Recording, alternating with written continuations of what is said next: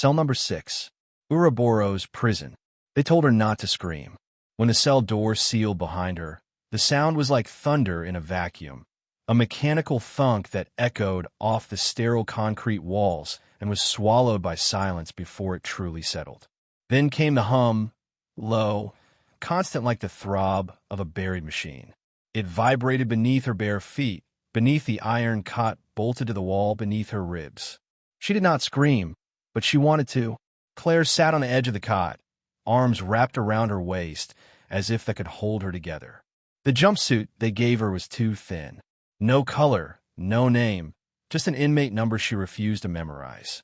No mirrors, no windows, no clock, just a single slit in the door where trays came through and where I sometimes watched.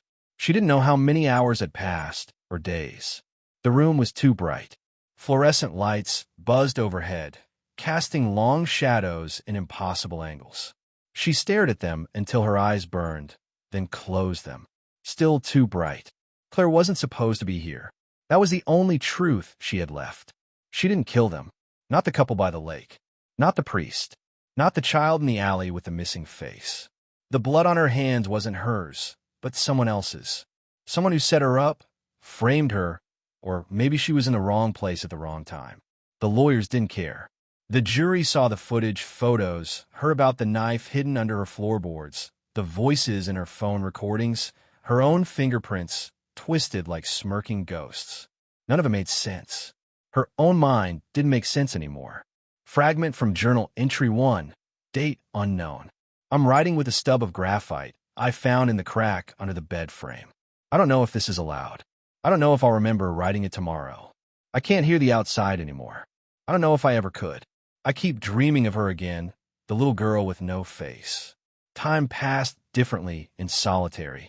Sometimes she slept. Other times she stared at the wall and imagined the paint peeling into the shape of lungs, breathing, touching. Sometimes she whispered to herself, not words, but hums, so she wouldn't forget the sound of a voice. Once, she chewed on her sleeve until her teeth bled just to feel something real. On the third, or was it the fifth, month she noticed it, a movement in the corner just outside the edge of her vision. When she turned her head, nothing was there. But when she looked away, something shifted. It was a shadow too dark for the lit room, too still for anything that should move. Stayed in the far left corner, always in the same place, not growing, not shrinking, but closer somehow. She started leaving crumbs from her meal tray near it, unsure why. Not food exactly, scraps of paper, threads from her jumpsuit. Gifts maybe. She gave it a name, Echo. And sometimes in the silence, she heard it, breathing, whispering, not the mechanical hum. Not her own ragged inhales, but something else, like a distant exhale against the back of her neck, warm and cold at once. She began to talk to it. Only little things at first, her name, the names of the people she didn't kill, then stories, memories, regrets, dreams, secrets she didn't know she remembered. She cried once, and when she opened her eyes, the shadow had changed shape, like it was leaning toward her. She thought she saw a hand stretch from it, or maybe it was her own, reflected on the wall. Fragment from Journal Entry 4. Echo says she's not the first to live in here, that this place is like a throat, swallows things. Sometimes it chokes on them. I asked her where she came from. She said you before. I asked what that meant. She just touched my face, but she doesn't have fingers, only hunger. Claire began having waking dreams. She'd blink and be somewhere else, in the alley behind the church, holding a knife that wasn't hers but fit her hand perfectly. She'd blink again and she was on the courtroom floor, screaming, but no one moved. Everyone in the gallery was statues, all except for one, a dark shape in the back row. It raised its hand. She raised hers too, mirroring. Once, she blinked and saw herself standing in the cell's corner. But her face wasn't her face. It was smiling.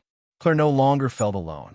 And that was the scariest part, because deep down, beneath the silence, beneath the concrete, beneath the part of her that still clung to the idea of innocence, something in her was glad.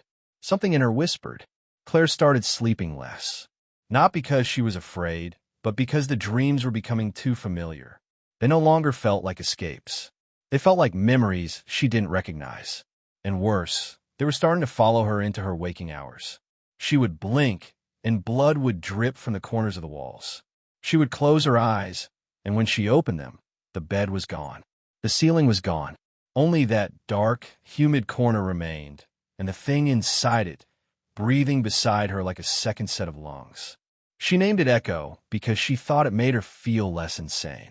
Echo was just a voice, a thought, a shadow cast by loneliness.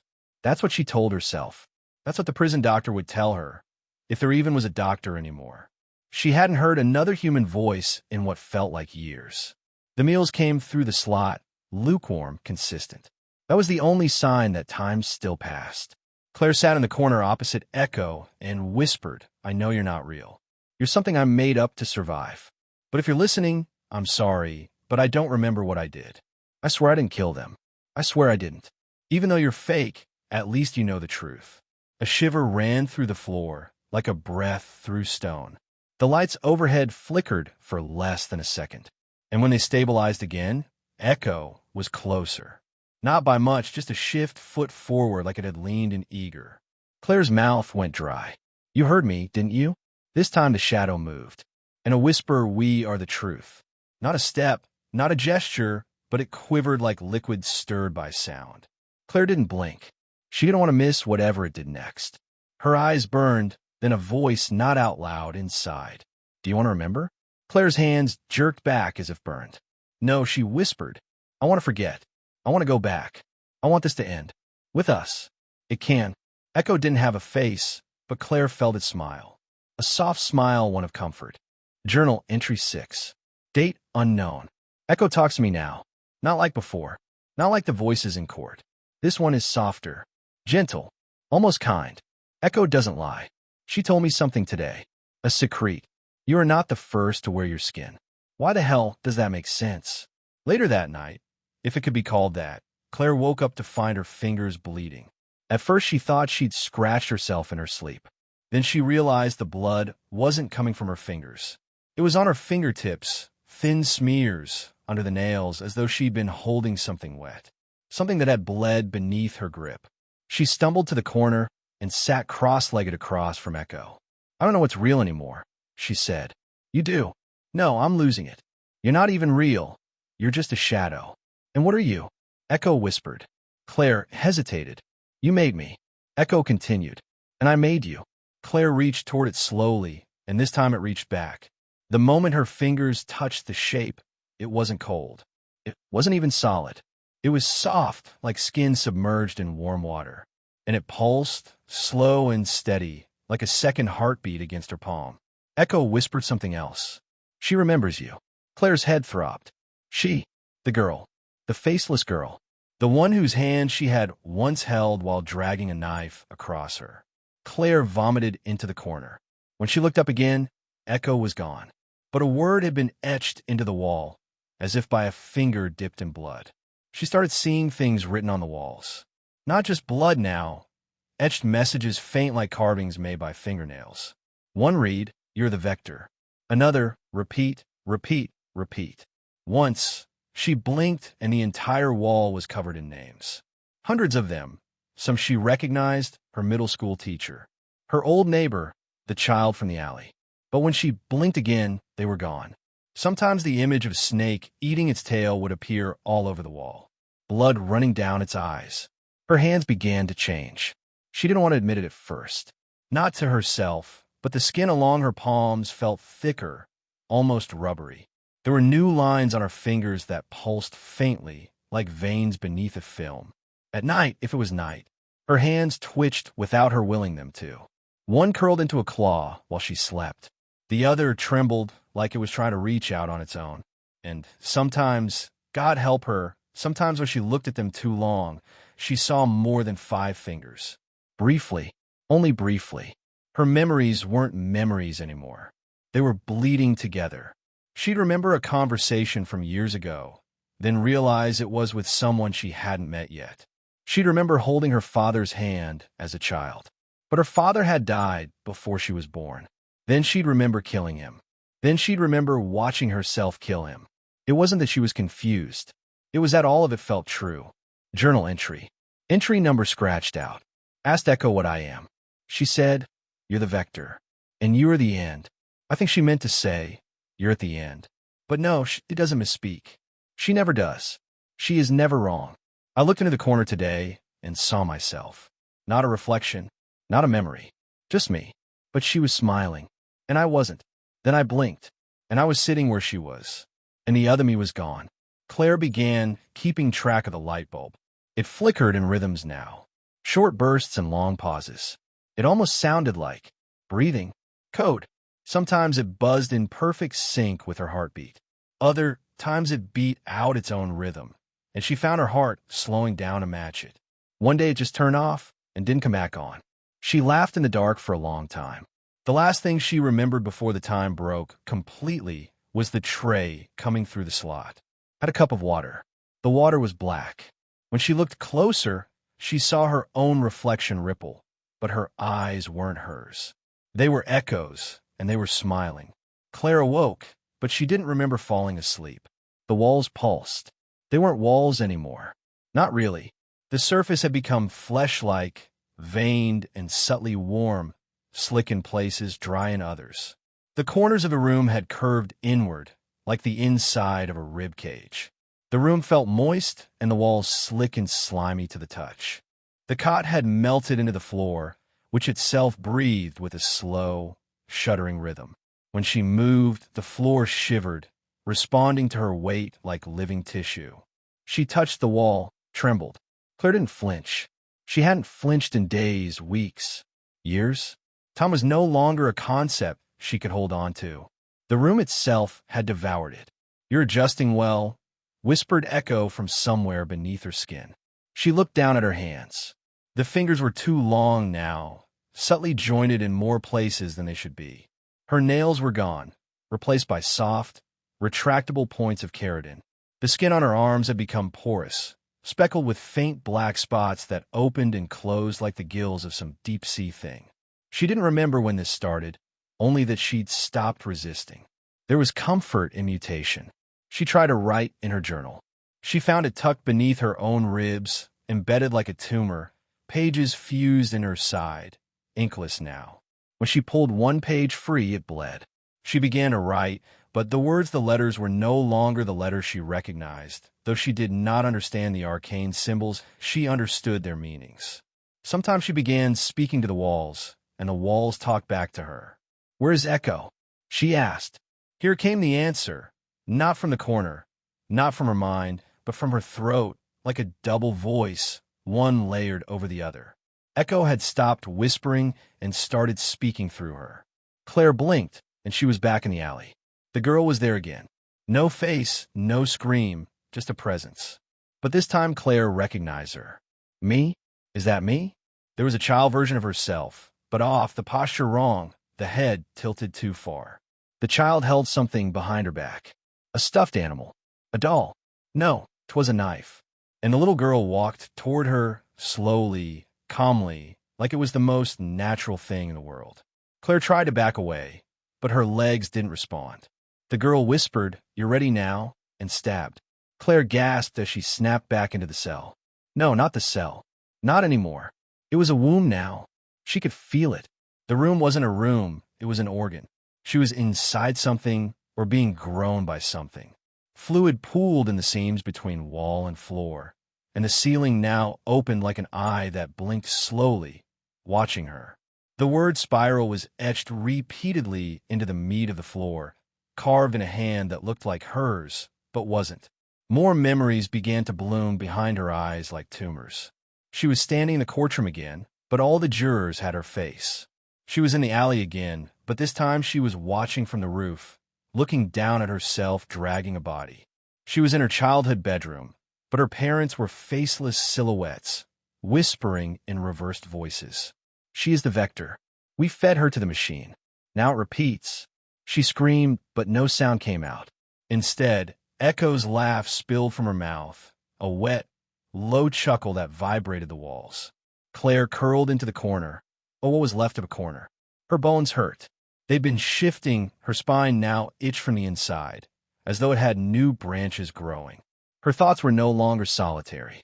She could feel others, older ones, not quite human, pressing gently into her skull like fingers made of static. Echo had merged with her. She wasn't alone anymore. And yet, she had never felt more hollow. A crack split through the far wall, a seam of darkness. Something moved behind it, something big, something familiar. Those glowing golden eyes. Do you remember now? Echo asked. Claire nodded and smiled. Not with her lips, but with every cell in her body. Claire stood in the corridor outside her cell. No alarms, no guards, just silence and a facing humidity like the walls were sweating around her. She didn't remember opening the door. She hadn't needed to. The cell had birthed her. Of course it let her go. Her feet were bare. The floor rippled where she stepped. Light panels above flickered, reacting to her movements, glitching out like they recognized something wrong in her DNA. She walked calmly. She had nowhere to be and everywhere to go. The facility was broken, not destroyed, not damaged. Walls bent at impossible angles. Ceiling fans turned counter to gravity.